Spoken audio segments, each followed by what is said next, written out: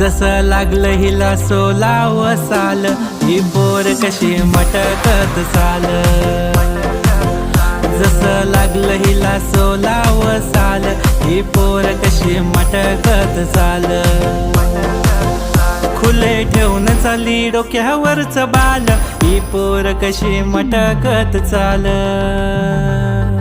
जसं लागलं हिला सोलाव साल, ही पोर कशी मटकत चाल.